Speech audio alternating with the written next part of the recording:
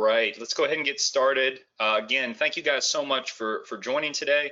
My name is Chris Vaughn. I'm the head of CPG and multi-brand analytics here at InfoTrust. Today, we've got a very unique topic for you. So talking about how CPG organizations can win with analytics and media in today's space.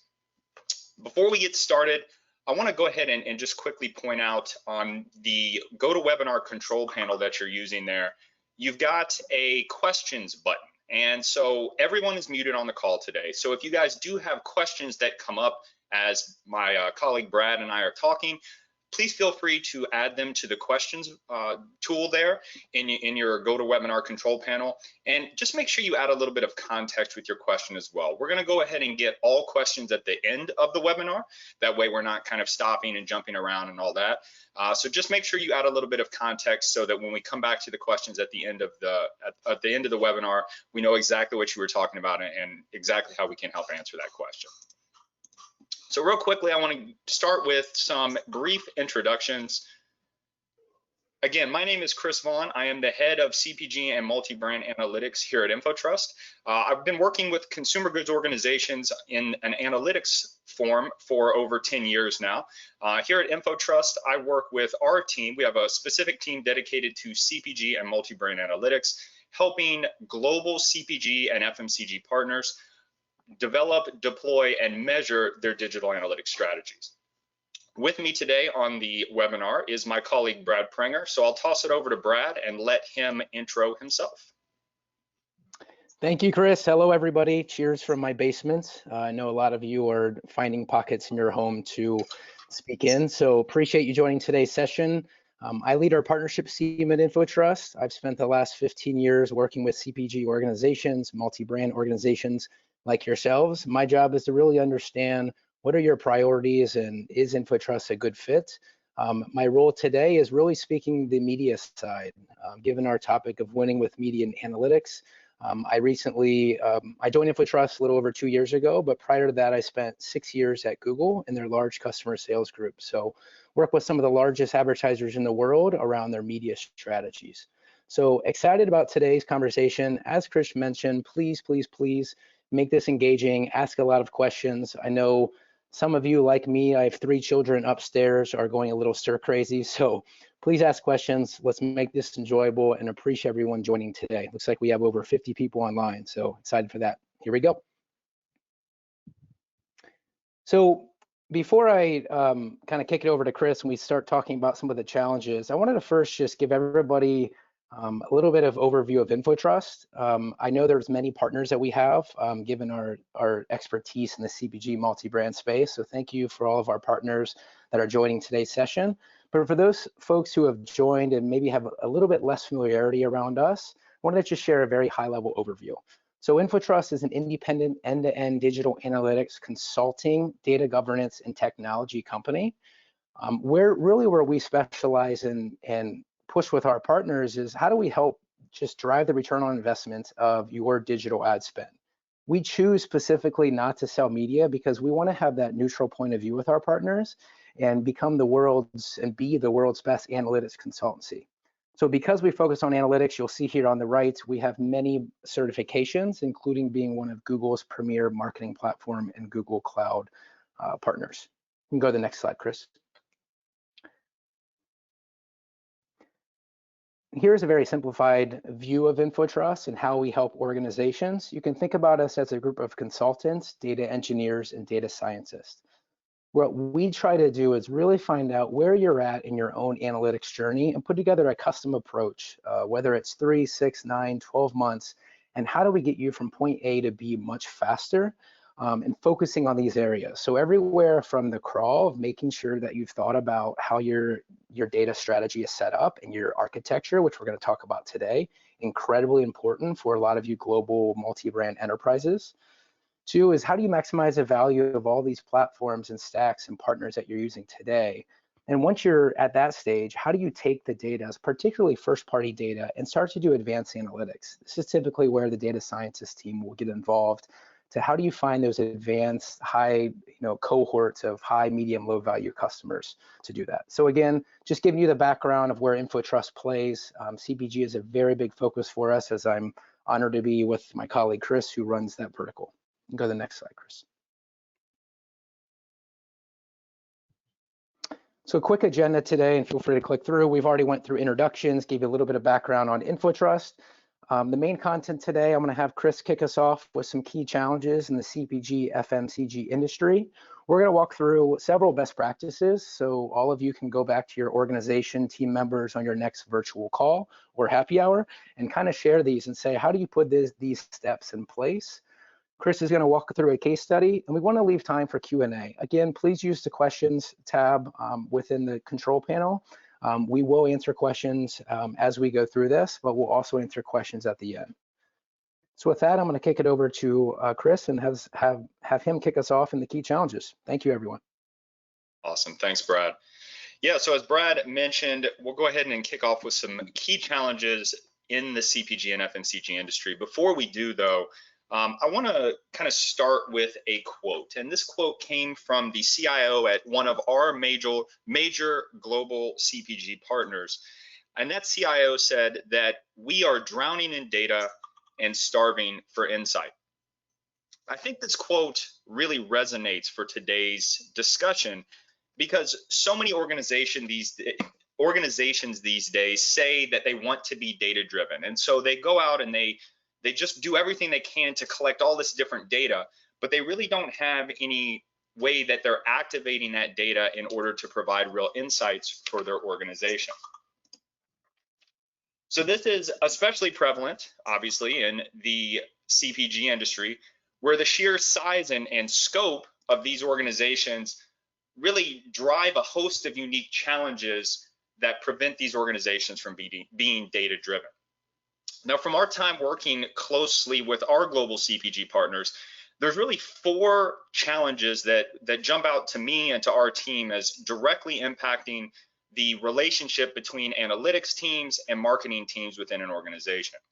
Now, I'll go ahead and put all 4 of these challenges up on the screen here, but it's important to note that we're going to talk individually about each one of those that are on the screen here in the coming slides.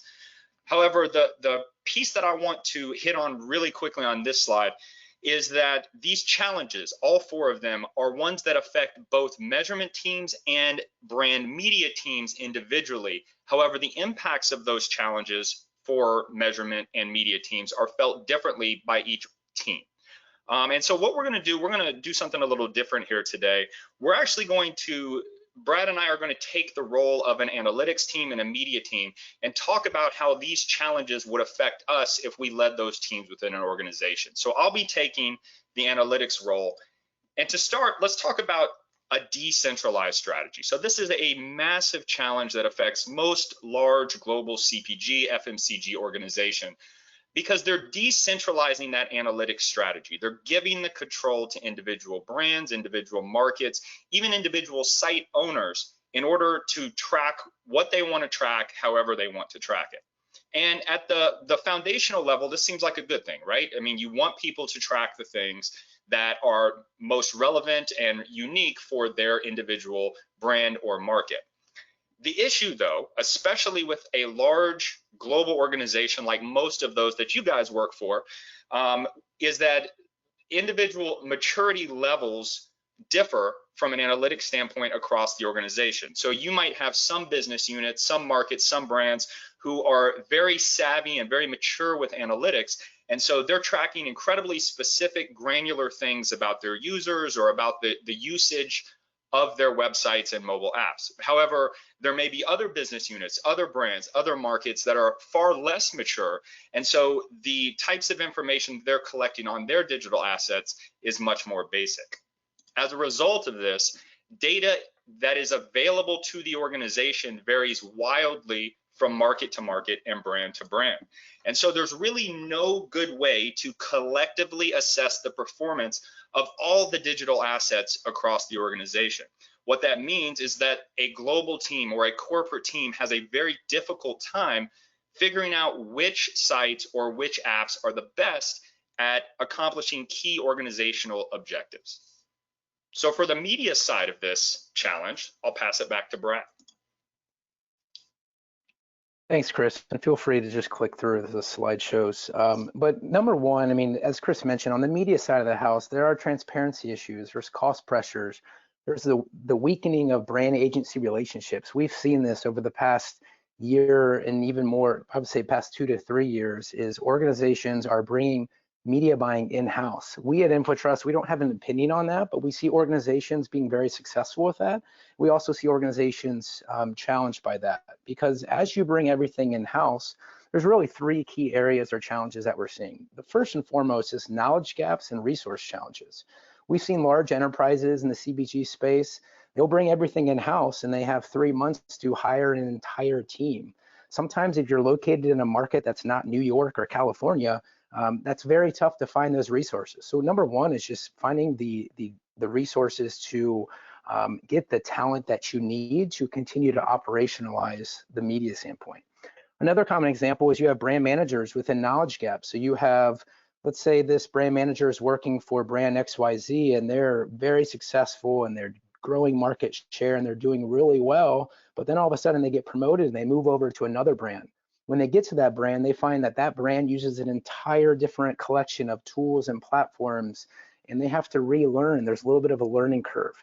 We really want organizations to think about what are the ways you can scale the knowledge and scale the learning, which we'll talk about today. The second is the cross-brand audience building and learning and best practices. Every CPG company, every FMCG company has similarities across brands that can complement one another. Of course, you have brands that may compete with one another as well, but being able to share audiences and remarketing lists and best-in-class learnings and be able to do it in a way where everybody is aware of what's going on to learn from each other is a challenge that we've seen because it's limited. Everybody acts in isolation. They're still acting in silos, and different leadership styles and different groups are acting very differently. An example of this is when I was at Google, I spent a lot of time with the shopper marketing teams. And we as Google actually had to tell the Kroger team, the Walmart team, the Target team, what the brands were doing with media. The shopper teams had no idea. And there's so many advantages to piggyback off of the big brands' media buys. So the more you can communicate and create process around that's important. And finally, something I mentioned earlier is just marketing tool overload. As I'll show in the next slide, Chris, feel free to move on, is there's so many platforms across all of our sites, and we have to avoid the temptation to try every single one of them. All of you have seen these lovely charts, but this really stuck out to me. 2020, they're actually crowdsourcing to make a 2021. My hunch to say is that this would go up. Despite all the laws and regulations coming, we still see tons of platforms and tools that continue to come out for organizations. So you can move to the next slide, Chris. Yeah, so actually, I think that slide that you just saw there, the massive amount of technologies and platforms that Brad just mentioned, I think that's a great segue into this next challenge, because it goes without saying that, you know, with all these different platforms, all these different systems, there's more temptation than ever for organizations to, you know, deploy analytics. There's tagging, marketing on all these different platforms, try out all these different platforms, and really the platforms don't have any communication with each other, and more importantly, especially in a large CPG organization like the ones that people on this call work for, the platforms and systems are owned by different teams, and those teams don't even communicate with each other. So as you guys probably have a lot of experience with, large organizations tend to lend themselves to silos, and this is even more stressful, obviously, when you're talking about hundreds or even thousands of brand assets that you have to manage analytics and media across. And there's lots of data that's actually available that kind of reinforces this historical trend. So a e-consultancy study from a few years ago actually found that 51% of client-side marketers use non-connected technologies to manage data for different channels. The next one, though, is the one that I kind of like the best. This is a Forrester study from a couple years ago. It says that 42% of US B2C marketers had challenges working across internal silos. So I don't know about you guys. Like I said, I've got more than 10 years of experience doing analytics for consumer goods organizations. I would be shocked if they did a CPG only study and this number wasn't higher than 42%. That seems incredibly low from an internal silo statistic to me. I'm guessing that large global CPG organizations, stakeholders in analytics and marketing probably have a much more difficult time with those silos. And then finally, 30% of US B2C marketers in that same Forrester study reported difficulty integrating their advertising, marketing, and customer data. Again, this is seems a little bit low to me. I'm guessing that if this was focused on large global organizations like the ones that you guys work for, you'd be looking at much higher percentages here. But obviously there are disconnects. Traditionally, there's a lot of different platforms, technology systems owned by a lot of different teams. And as a result of these disconnects, it really presents a number of problems for analytics and marketing teams who are looking to work together. So from an analytics standpoint, you really have these inefficient, or in some cases, non-existent exchanges of information. And so there's no way to assess the collective performance of marketing campaigns, to see what's working and what's not working. Additionally, the varying level of collaboration means that correct tracking in some cases isn't even set up on websites or mobile apps in order to assess what the campaign objectives are or if they are being fulfilled.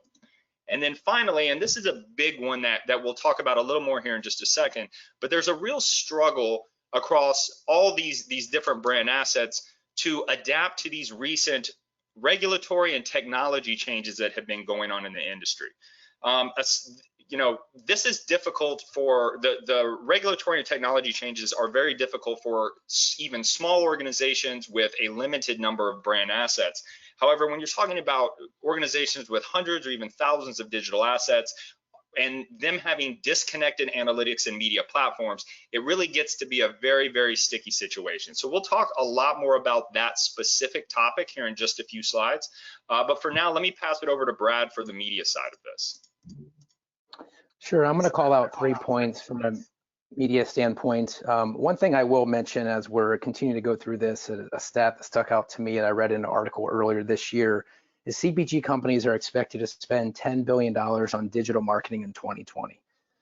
So this is a huge number, and the fact that we're talking about a challenge being integration between analytics and media teams, we strongly believe at InfoTrust that the organizations, because we see it in some of our partners, is when you have that integration where your analytics and media are operating together as one unit, they're much more efficient, much more effective.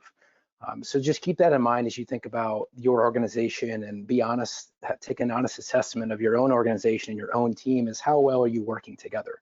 So from a media standpoint, speaking to that, without an end-to-end integration, you're not going to be able to build audiences off of on-site user activity. If you have your analytics team looking at all of your website activity, setting up events, triggers, the key benefits, clicking buy now buttons, downloading recipes, what have you, and then you have your media team running all types of media campaigns, looking at reach numbers and look at how cool this campaign was, look at our great targeting. If there's no connection there, it's going to be challenging to really understand the true effectiveness and evaluate your media partners.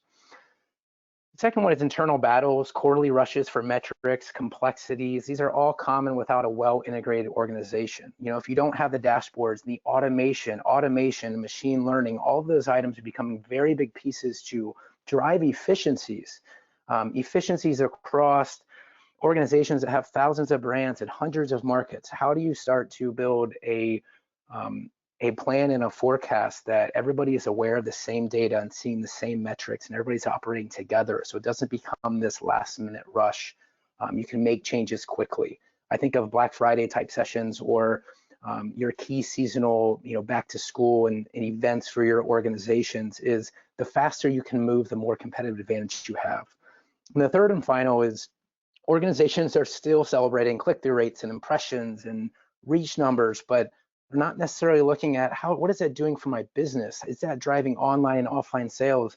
given the world today and how important online is going to be in the future, those organizations that can truly understand how do we get more offline sales, how do we work within the Amazon type environment where I can go in, not interact with anybody, grab goods and leave.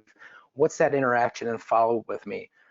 Everything's changing very quickly, and I think the organizations that can look at true metrics that are ultimately going to drive their business and allow them to drive market share are going to be the ones that win. Awesome, thanks, Brad. That leads us to our third challenge here, and it really goes back to the attribution of campaign performance. We talked a number of times so far today about the vast number of digital assets, websites, mobile apps. Some organizations even have digital assets on kiosks around the world. But the idea here is that CPG organizations typically have a lot of trouble globally assessing the collective performance of digital marketing and the impact that those media campaigns has on the organizational brand, market, and site objectives. And this happens for a number of reasons. Brad hit on one just a second ago from the media side, but it's also very true on the analytics and measurement side as well. This relying on vanity metrics instead of actionable insights. So when we talk about vanity metrics, things jump to mind like bounce rate, session time, the number of pages that a user views in a session. And it makes sense as to why organizations are continuing to look at these metrics, right? They generally are out of the box metrics. They come with, they're available as soon as you implement the baseline level of an enterprise analytics platform. And because they're the easiest to get, they're the ones that people tend to kind of lean on when they need something quick and easy for organizational stakeholders. But at the end of the day, and as we'll talk about in a few minutes, they're definitely not the best for measuring campaign performance.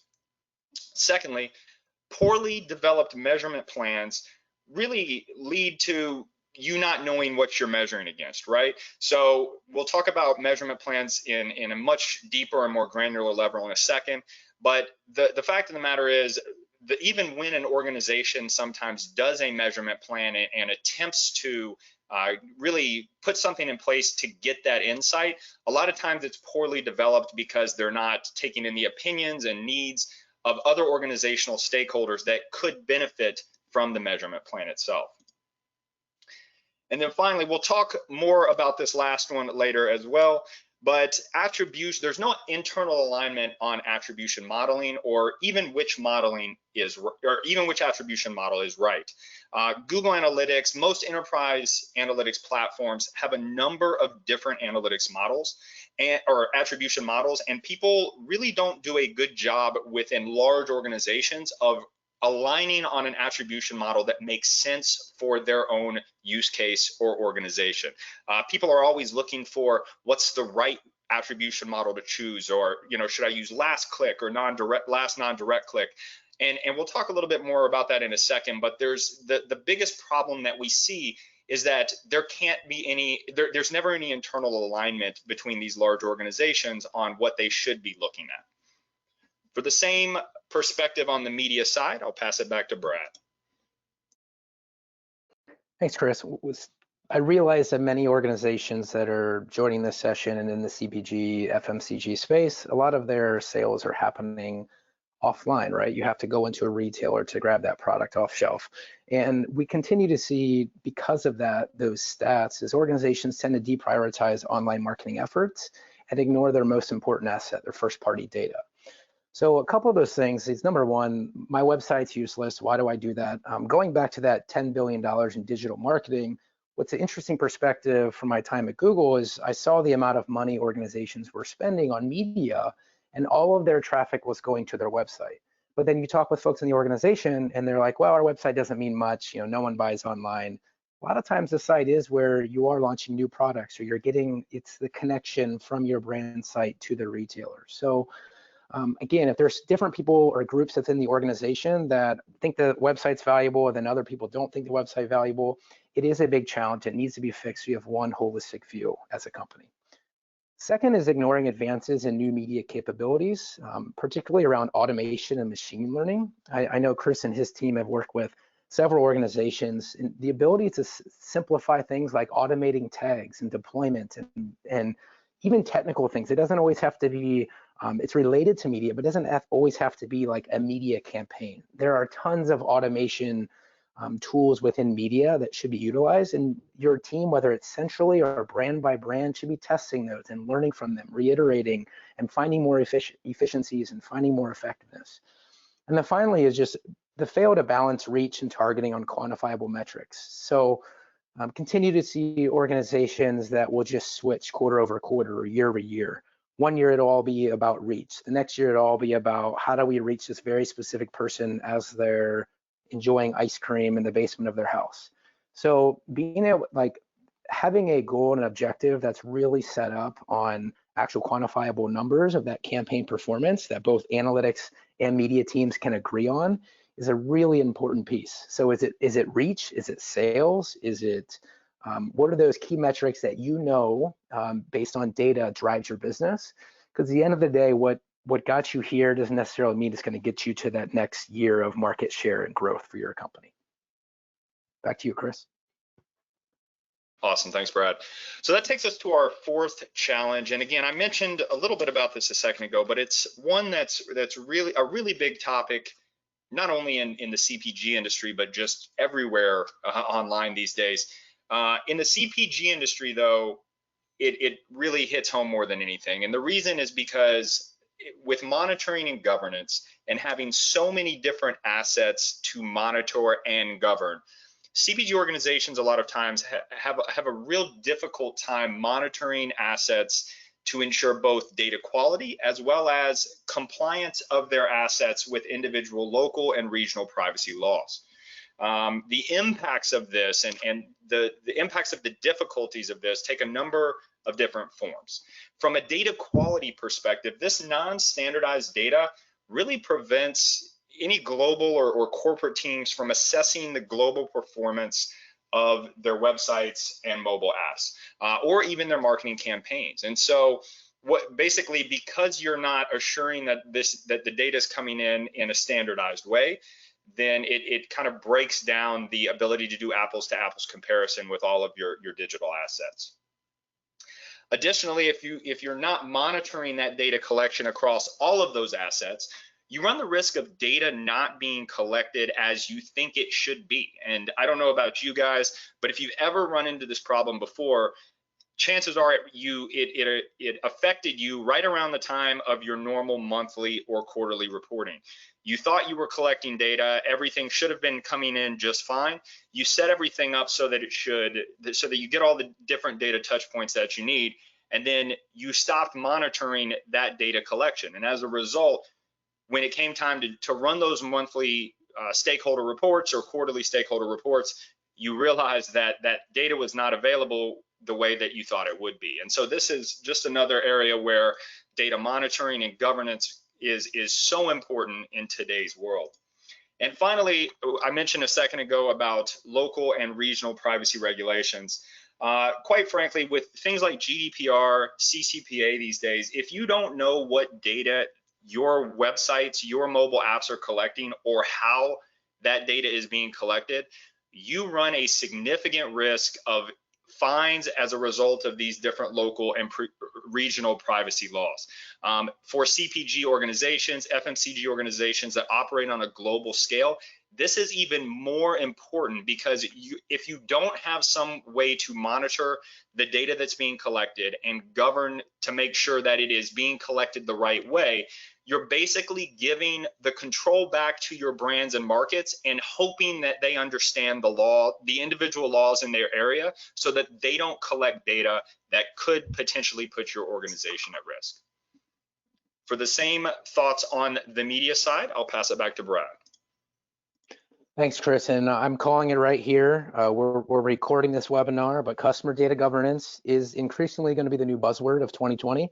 I think we already know that, which is why I'm kind of laughing, but data governance has been, in my role, I have a lot of intro conversations with organizations, and it's always one of the top two things that are brought up is how do I make sure that I understand the data that's being collected, not only with the browser changes from a media standpoint, but how they're collecting data, what platforms are on there, consent management tools.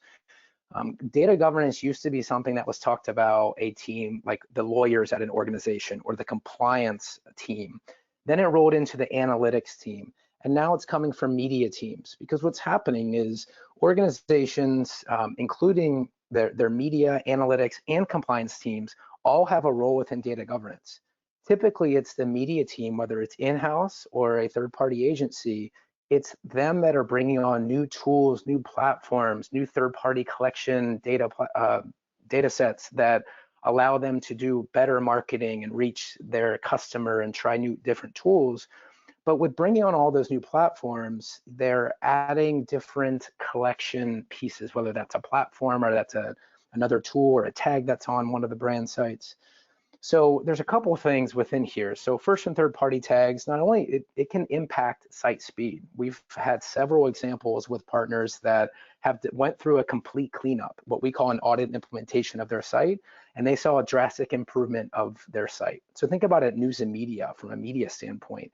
These publishers, they live and die by those ads served on their sites. If they can improve a millisecond, that drives significant amount of money for their organization. The second is data collection issues. I can't count how many times we used to get frantic calls from either the client or the agency saying, hey, I'm getting ready to present a dashboard to my leadership team. It's the end of the quarter and our CRM, our backend data is not matching up to what we see in analytics. What do I do? And it's because something broke along the way, because there wasn't a monitoring tool or platform or system in place. And the third is customers just recognize a bad experience. We've all, continue to this day, go on a site and something's just not loading correctly or getting an error page. So being able to, from a media standpoint, monitor this is incredibly important. And where media teams are really being pushed to be accountable is the compliance and analytics teams are building monitoring tools to allow to say, hey, if a new platform shows up on one of our sites across the globe, I want to be alerted by it. I want to be notified right away. We work with a very large multi-brand CPG organization, and they have an entire process across all of their sites across the globe. If any new platform is added that's not on their approved list, they get an automatic alert in real time. So media teams are now have to be held accountable when, a year, 2 years ago, they weren't. And it's because what Chris mentioned, there's fines now involved. There's data collection issues. There's a lot of things that go into it. What's going to bring this to life is the next slide. One of the proprietary platforms we have, it's called Tag Inspector. It's a tag auditing, monitoring, and governance platform. This is an example where we can go to any site and we can send a web crawler across your site and scan every single page of a site. This looks very scary, but what you're seeing here is this is a site for an organization on this call that has a ton of platforms and a ton of tags, a ton of piggybacking going on. You see multiple platforms, multiple piggybacking of tags, and this is really showing a tag hierarchy of how many tags are firing, where they're firing from, and how they're firing. So again, the reason I share this is because it's not uncommon for us to come across some of the world's largest brands that have over 100 platforms sitting on their site they're not even aware of. Could be from legacy campaigns, legacy people who have left the company. So having that governance monitoring situation is really critical, and Tag Inspector is how we work with our partners on that. Yeah, I think this specific slide is a great way to end the challenges part of the webinar today, because it literally, there's no better picture of the challenges that analytics and media teams have than this picture right here with 100 different tags that people are trying to manage on a website. It's just it's a very unique situation for organizations as large and complex as CPG and FMCG organizations are. So we've talked so far about those 4 challenges. And so now we want to share 5 best practices. Brad mentioned at the very beginning that we really want to give you guys something to take back to your own teams and work to activate right away as a result of this webinar. So before I get into the best practices, though, just a quick reminder that if you do have any questions, please utilize the questions bar on the GoToWebinar control panel, and we'll be getting to those right after the best practices and case study coming up.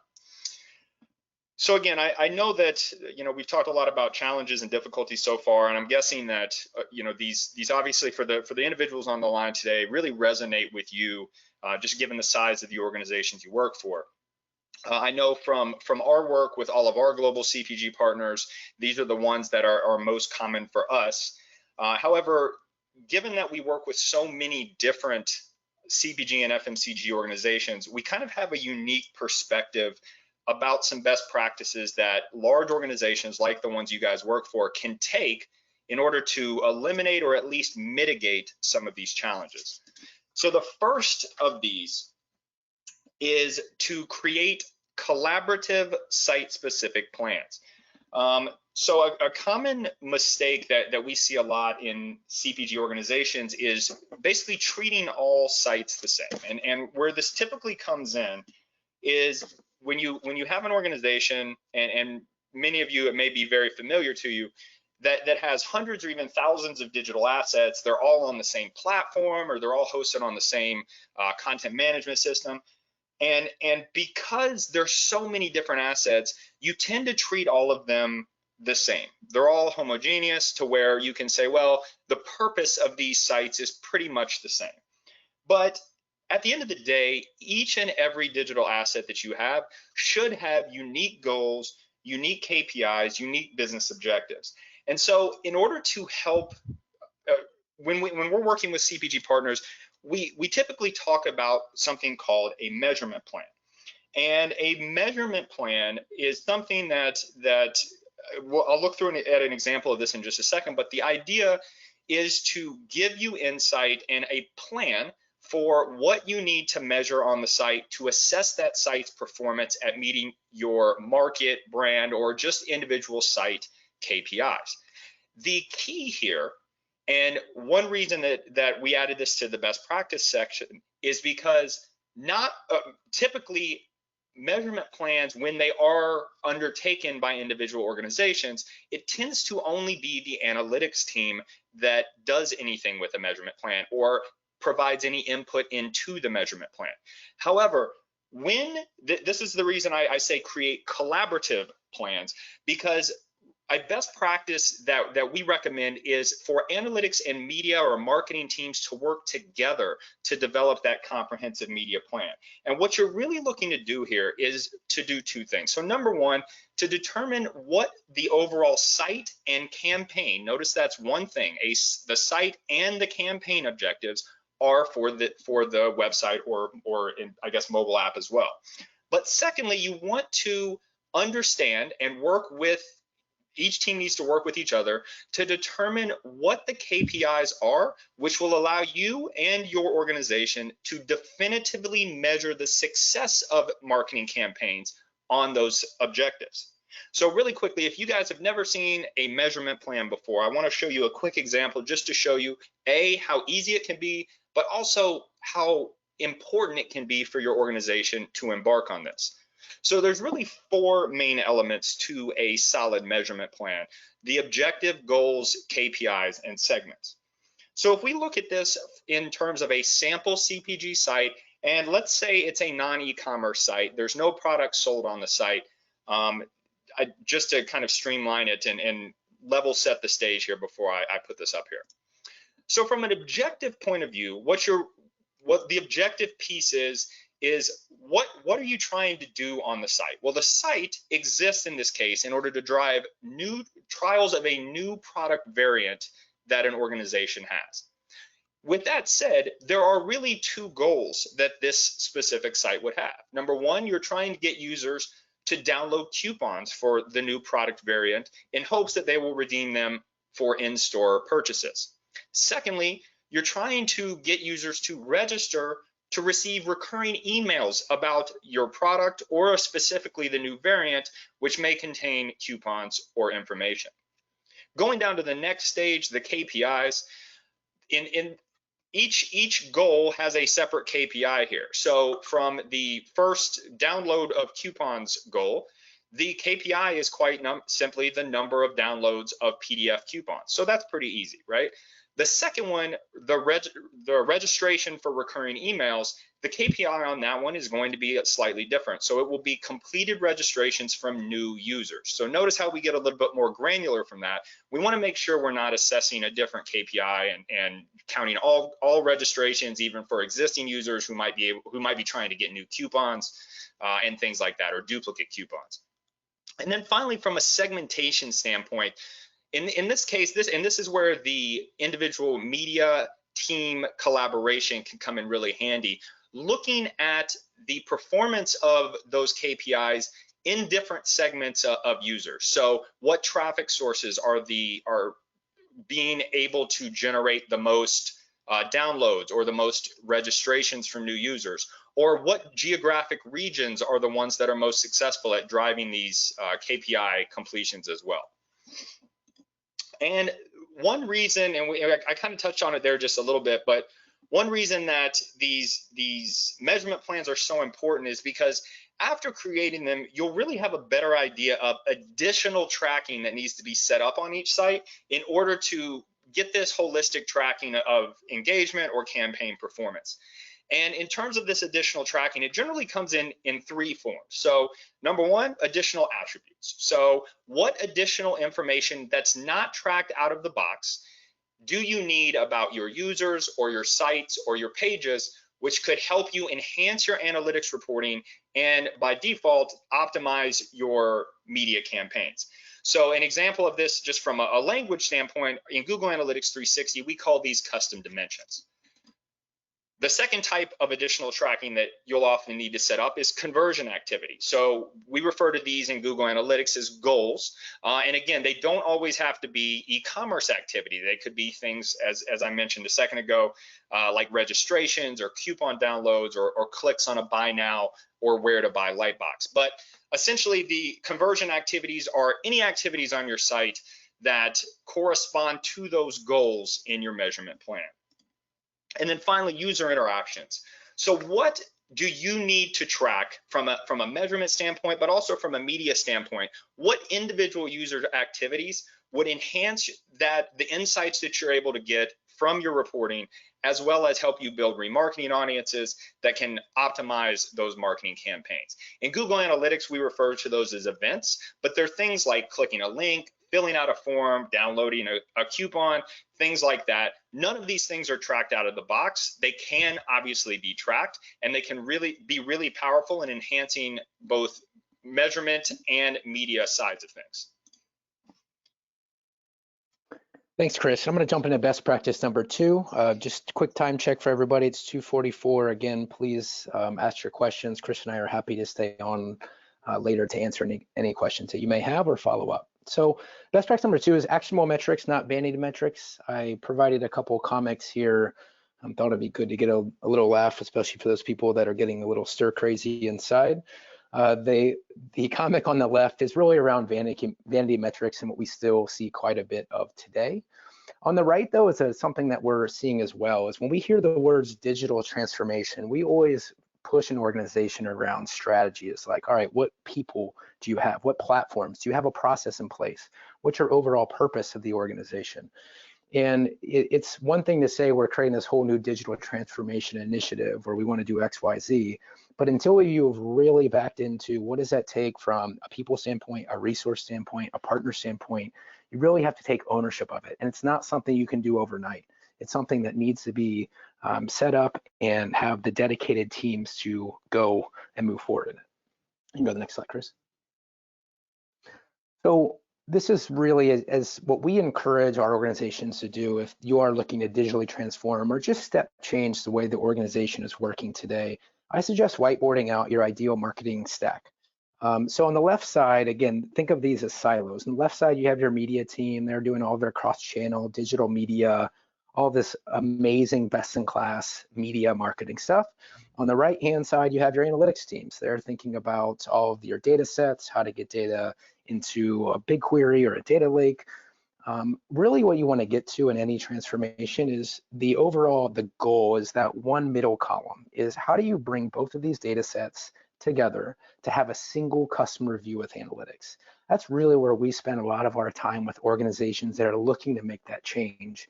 It's not easy, it's not quick, but it's something that organizations that put the focus on it and the dedication, they actually see the results and they're able to operate much more efficiently and effectively, especially in times like these. You go next slide, Chris. So just a few quick tips. Number one, align with your team on actionable goals for the campaign to measure success. When I say your team, I mean the teams that the analytics team and the media team. Share details and timing of this campaign across the organization. I added in shopper marketing teams because it's a common challenge we see within organizations. Make sure your retail teams know what's going on. And third is document learnings, reiterate, adjust campaigns, find a way to automate wherever possible. It's becoming a very large trend in this space and vertical is how do you create automation that allows your team to work on more business driving activities? Awesome, thanks, Brad. So that takes us to best practice number 3. And you heard us talk about this one a little bit earlier when we were going through challenges, but really it's the difference between first-party data and third-party data. And quite frankly, beginning to put a greater emphasis on the collection and activation of that first-party data. So this is, again, another topic that's huge, not only in CPG right now, but really everywhere online. And the fact of the matter is, you guys know it being in analytics and marketing roles, but consumers and people just everywhere are really demanding more control, more transparency, and really more choice about how their online data is collected, what data is being collected about you, and how it is being used. And so as a result of that, technology is transforming as well. Most of you have probably heard about browser changes, things like intelligent tracking prevention or ITP in Apple Safari. These browser changes are blocking or limiting the impact of third-party cookies. Edge, Firefox, Chrome, all of the browsers at this point are basically beginning to adapt to these changing user demands and coming over to these third-party cookie and third-party prevention tactics as well. But as a result of this, first-party data is really more important than ever. And to be quite frank, it's really the most reliable way to measure your conversions online effectively. So really quickly, let's talk about the difference between first-party and third-party cookies and how you guys can look to see what you are collecting on your own websites, just in case you've never done this before. So what I have on the screen here is a screenshot that I stole from my Chrome developer tool window. And it is, as you can see, it is from just a normal corporate CPG website from Pepsi.com. As you can see, the very first, well, there's 3 columns. The far right one is the one we're going to focus on, though, the domain column. So if you notice, most of those most of those rows have a domain of Pepsi.com. However, the first one is krxd.net. So that cookie in this case is a third-party cookie. It is not firing or being collected on the Pepsi.com website. Instead, it's being obviously fired from the krxd.net site. That is a third-party cookie. The rest, the Pepsi.com cookies, are all first-party cookies. So in this case, the third-party cookies, given some of these browser changes, ITP and the like, are the ones that are kind of beginning to be blocked. And I shouldn't even say beginning. I mean, at this point, we're pretty well into the process of these third-party data and third-party cookies being kind of deprioritized. But the first-party cookies are obviously the ones that will continue to collect data, continue to stick around as a reliable conversion measurement platform.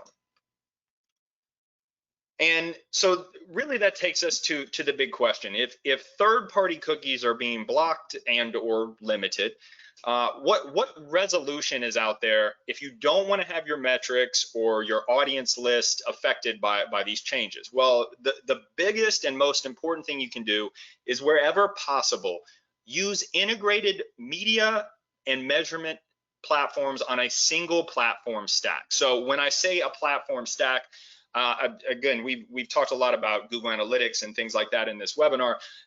let's take the Google marketing platform stack as an example. So the measurement tool, obviously Google Analytics 360. However, Google marketing platform also has 3 media tools as part of that. 3 enterprise level media tools: Search Ads 360, Display and Video 360, and Campaign Manager. By integrating all those platforms together, there are a number of benefits. So number one, breaking down those disparate data silos, if you will. So again, using the Google marketing platform example I just gave, Google Analytics, Campaign Manager, Search Ads, DV360, all of those platforms can share information between them in order to enhance reporting, enhance insights, but also power optimizations in media. And we'll talk about that in just a second. But the other piece of this is all of that data are going to be first-party cookies, because it's all working off of one centralized marketing platform stack that is first-party data, collecting that first-party data. You're able to activate all of that in tandem, again, to get those reliable conversion metrics, to get those first-party audience lists that are going to stick around. And going back to what Brad mentioned a second ago, really we see enterprise analytics as kind of the foundation of a measurement and media strategy.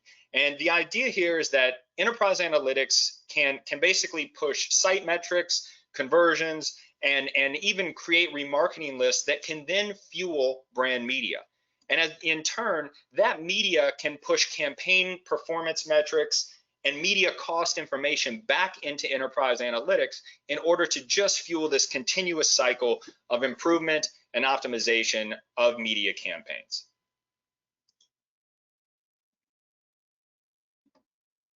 Back to you, Brad. Yeah, I'm going to move it. Thanks, Chris. I'm going to move to best practice 4. So use site-powered remarketing audiences to drive remarketing success. Many organizations, I think, believe that they have to be a retailer to have an effective remarketing strategy. It's far from true. On the next slide, we listed over 10 actions that we just rattled off on your site that you can utilize for strong remarketing lists. In fact, right now we're working with one of our partners on working with their buy now partner that gets retailer specific sales data from their site and how to integrate that into a remarketing machine based on what that customer does at the retailer site. So there's a lot of different examples, a lot of first party data sources where you can utilize this rich data to connect with them and really help drive conversions both online and offline. Chris, you got the next slide. So as far as building targeting segments with a platform, in this example, like Analytics 360, you can create a segment that you want to market to remarket to that you've built off of how your site is set up. You can turn that segment into an audience and share it directly with Search Ads 360 and Display and Video 360. It's one of the most common reasons folks are using an enterprise stack like Google Analytics 360, because it allows you to connect all of the media side, your media platforms, if that's what you're choosing to run media on. We're also seeing a really big increase in putting all of your data into a platform like BigQuery, Google Cloud, and building advanced cohorts, whether that's high value, medium value, low value, based on all the different criteria of your audiences and the data that you have, and using the measurement protocol to bring that back into Analytics 360. So again, please challenge yourself, work with partners and your different teams that you rely on to help build those remarketing strategies that are fit for your particular business, because there's not a one size fit all. So a couple of successful remarketing strategies for consideration. None of these should be a surprise to you, but it's just bringing it top of mind because we've worked with organizations in each one of these. There's plenty of reasons and plenty of data that you can capture on your particular site, whether it's what they're browsing on your site, whether they're signing up for a rewards program, a coupon incentive, cross-brand shopper marketing integrations, and obviously the where to buy now buttons, which is a big part. Awesome. So that takes us to our final best practice here, and that's really focusing on attribution in order to measure campaign success. So quite frankly, sometimes the largest issue that a CPG organization or really any organization has is just determining if they're spending marketing dollars in the right place.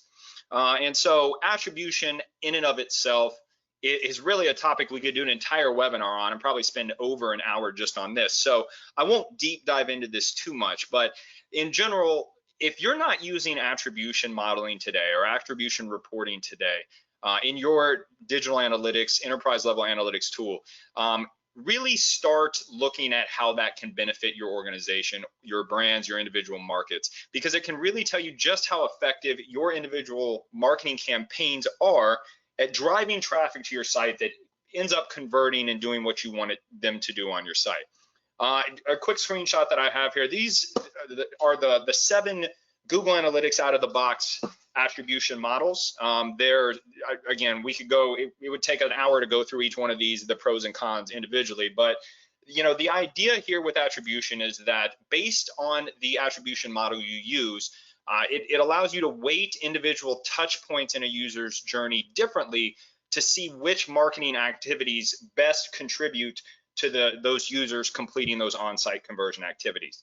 I mentioned this a second ago too. Please, so many times we hear users in CPG organizations, when we bring up the topic of attribution, mention that, well, we don't use attribution because we don't do e-commerce. And let's get away from this, old-timey theory that e-commerce is the only reason you would want to do attribution. Again, every single site that you guys operate today has goals, it has KPIs, it has organizational objectives that attribution could benefit the insights that you get about those individual conversions. Now, attribution can be a little bit confusing. And so again, without going into massive detail, I do want to hit on a couple points that might ease the pain for you. So number one, there is no best attribution model. So this is another big area people get hung up on. You saw the 7 attribution models that I put up just a second ago. None of those are best. What's best for your organization will really depend on your individual site objectives and the individual marketing campaigns that you are running within a certain brand or market, whatever the case may be. The second piece though, and kind of as a result of the first, we would recommend using, whenever possible, what are called data-driven attribution models. And what these data-driven models do is they actually use the actual on-site data that you're collecting from your website in order to provide algorithmic attribution recommendations.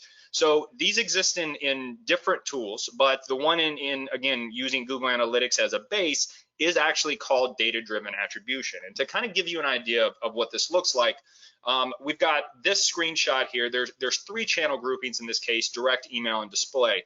And what the numbers in the middle say are basically the different weightings of when an individual touch point is in a different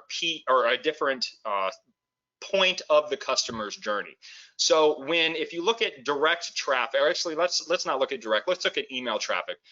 When email traffic is the 4th touch point in a customer's journey, it leads to a conversion, in this case 46% of the time.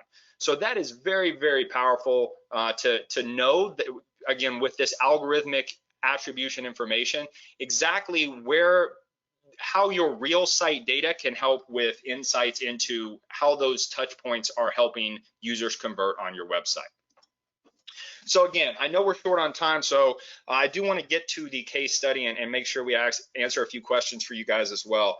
So for some inspiration really quickly of everything we've talked about so far today, let's look at an example of how well it can work when analytics and media are fully aligned and in sync with each other. So at InfoTrust, we partner right now with a global CPG organization who manufactures and distributes coffee products in more than 100 companies or countries worldwide. And anybody who's on this call that drinks coffee at all, I'm sure you understand just how competitive the coffee market is. And so as a result, our partner invests heavily in digital media in order to drive awareness, site engagement, and obviously encourage on-site transactions. In this case, this partner is an e-commerce partner. So over the years, InfoTrust has worked very closely with this specific partner, not only from an analytics side, but also helping the analytics and media teams work together as well to do a number of things. So the first is obviously ensure that all platforms that can be integrated are integrated in order to power those efficiencies and streamline the effectiveness of those platforms when they work together. Additionally, we worked with, again, the brand measurement and media teams in order to develop comprehensive measurement plans for each of their sites. And what that allowed us to help them do as well is identify more than 1,000 individual site-specific audiences that our partner can then use for remarketing or retargeting. So as you can probably see from the screenshot there, there's a number of different very, very detailed and very granular audiences there. And kind of the biggest and most powerful piece of this whole puzzle and the big output or payoff, if you will, is that being so comprehensive and so detailed, so granular with the planning process and engaging both analytics and media teams now allows this partner to basically automate the remarketing activities that they do for each one of their websites. And so I want to show you and kind of leave you guys before the very end here with an idea of how powerful this can be. Let's look at a 4-stage customer journey in this case. Stage 1, where a user visits a site. Stage 2, where they visit a product page on the site. Stage 3, where they add a product to their cart but don't purchase it. And then obviously stage 4, completing that on-site purchase. So if we look at what this looks like from a remarketing or marketing automation standpoint, there's 3 levels. There's what's going on the website, what's going on in the audience, and then what is going on with marketing. So in stage 1, the user visits the site, but they don't really do anything. They only view one page. They're on the site for less than 15 seconds, and obviously they're not completing a transaction. So the way that this is set up, again, to run on an automated standpoint, is that when these conditions are met, the user is automatically added to an audience called not engaged. From a marketing standpoint, because these platforms are integrated, the analytics platform is integrated with DV360, Campaign Manager, and Search Ads, these marketing campaigns can then run and retarget that user and with specific media that has been developed for users that have visited the site but are not engaged with that site. So say that media runs, the user sees it, they click and come back to the site, and this time they do view a product page. They view a product page for flavor A, let's call it. But they don't add the product to a cart, and they definitely don't complete the transaction. Well, at this stage, the user is now removed from that not engaged audience, and they're added to a different audience called product view of flavor A. At this point, again, the automated marketing campaigns know that the user know what users are in the product view flavor A audience and can immediately retarget those users or begin retargeting those users with specific media for users who seemed interested in flavor A but didn't add it to their cart or purchase it. And then finally, if you do run that media and that user does see it and come back to the cart and clicks on clicks to add that product to their cart, that user obviously is put into a different audience called add to cart, and then could be retargeted again until they do make that on-site purchase. So with that, I hope that you guys can see just how powerful these integrations are and these collective relationships between media and analytics teams. To wrap us up here today, I'm going to pass it back over to Brad. Thank you, Chris. And again, appreciate everybody staying a little bit longer. We do want to get to a couple questions. I'm going to quickly wrap us up, but we realize an hour of time is not a complete marketing and analytics strategy for 2020. However, we did discuss many challenges and best practices, and I think we took a step in towards advancing the way your organization can utilize data to drive more efficient and effective marketing. So to wrap us up with 3 takeaways, and I have a couple of just internal items that I think all of you will appreciate. We'll get to the quick wrap up. So first and foremost, CPG, FMCG, and multi-brand organizations, we all understand that there's a unique set of challenges affecting both measurement and media teams. To be successful, media and analytic teams have to collaborate, build site campaign-specific plans with an increased focus on first party, given all of the laws and regulations, compliance issues that we referenced today. And finally, ensure that you're attributing the performance of your media campaigns against actionable on-site activities, not vanity metrics. Again, very highly summarized, but 3 key points for you to take with you as you think about your organization, your upcoming fiscal, or even as you continue to finalize and plan 2020. And again, let us know how we can help. There's many partners out there. We'd love the opportunity to work with all of you. Quickly, the next slide, I just want to announce a couple of things, and we're going to get to a couple of questions for those of you who want to stay. I'm really excited about this. We understand, again, our hearts go out to everybody. We're all being impacted by this, and we hope everybody is safe and healthy. But a big thing in InfoTrust is our company culture, beliefs. It's around a concept called Give to Grow. And we were seeing what was happening across the world, not only in our local market, but across the world. And we quickly launched a campaign where the entire company is behind. We've all contributed, and we're raising money to the purchase and production of medical masks. I included a link here. Again, this is just if you want to be involved, it's here, and I thought it was very relevant for us to talk about. On the next slide, again, a lot of you on this discussion, this is our first engagement since we had to cancel, unfortunately, our CPG analytics event at Google New York offices.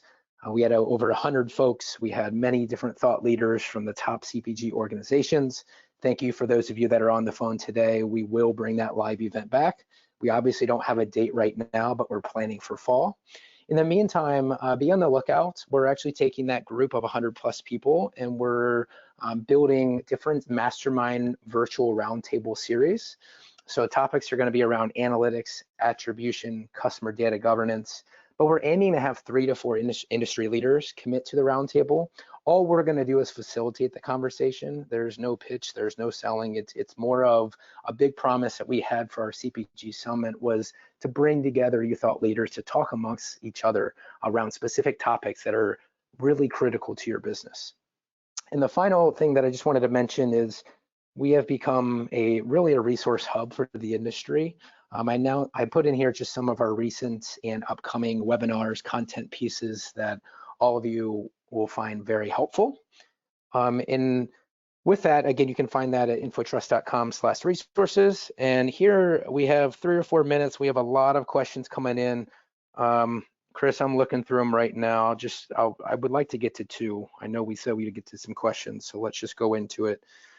Well, one of them said, do you have a new date for the CPG Summit? Sorry, we don't yet. We're kind of keeping an eye on it, working with Google on what that new date is. Chris, here's one that I'll send your way is, what attribution model do you see CPG companies most often use, given your experience? So it's a good question. I think I guess the biggest for those organizations that are using attribution in any way, they tend to, especially those using Google Analytics, tend to gravitate towards last non-direct click because it's the default for Google Analytics. And so as a result, I would have to say that. Again, though, our recommendation in general is whenever possible, utilizing those data-driven attribution options to really have those customized attribution models based on your own individual first-party on-site data. Awesome. I'm going to pick up another question because it was my quoted word of the year, customer data governance. But the question is, how do organizations typically think about data governance, especially when there's so many different teams involved? The answer to that I can give very high level is typically the first step is really just to understand what's out there. We know many of the organizations on the call today have many brands, many sites, many regions, many stakeholders, and a first step is just do an audit, do a complete governance and analytics audit to understand by site, by region, what platforms are there, what platforms should be there, what platforms shouldn't be there, what platforms are compliant. Once you create that list of approved platforms and tags, that's really the first step, because that can influence your consent management tool, that can influence your guidance and compliance lists for multiple organizations. So I would say in general, what we see many organizations doing in this space is a complete governance audit of understanding how does this impact CCPA, how does this impact GDPR, how does this impact all of the future laws and regulations coming, so they can prepare themselves and put a process in place that allows them to stay ahead of it and keep people accountable across the organization. So we are 11 minutes past. We promised to get some questions. There are many more. We'll follow up with you individually, but thank you for your time today. Chris and I really enjoyed the conversation. We look forward to seeing all of you in person. Please stay safe, stay healthy, and let us know how we can help. Cheers to the future. Thanks, everyone.